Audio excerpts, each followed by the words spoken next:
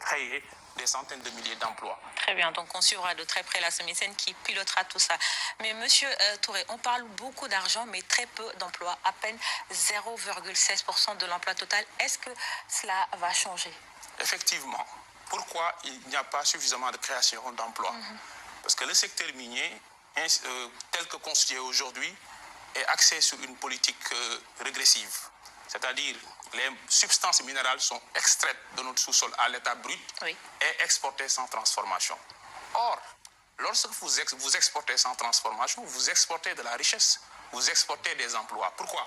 Parce que là où l'usine se trouve, c'est ce pays-là qui va récolter ces emplois. C'est ce pays-là qui va créer des emplois dans son pays.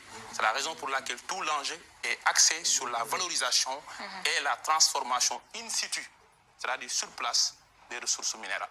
Très bien. Et si les chiffres sont historiques, les attentes sociales le sont autant. Qu'est-ce que vous avez prévu pour les populations environnantes? Tout d'abord, il faut circonscrire l'action de la Direction générale de la SOMISEN dans les actions, dans les missions qui sont conférées à la SOMISEN. Donc la SOMISEN n'assume pas le rôle de l'État administrateur. La SOMISEN est cantonnée dans la logique économique et financière pour assumer cette mission d'opérateur de l'État. Ça, c'est le premier élément.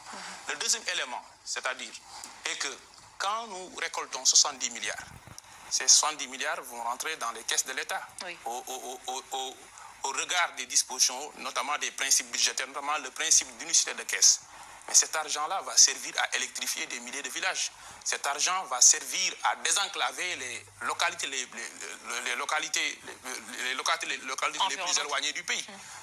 Cet argent-là va servir à construire des routes, à construire des écoles. Et c'est ça la stratégie. Parce que l'ambition des autorités, encore une fois, c'est de réussir le palier du financement. Tous les pays connaissent leurs problèmes. Mais l'enjeu, c'est comment trouver l'argent pour financer le développement de mon pays sans risquer un endettement mal maîtrisé qui nous a amené jusqu'à 119%. Et quels sont aujourd'hui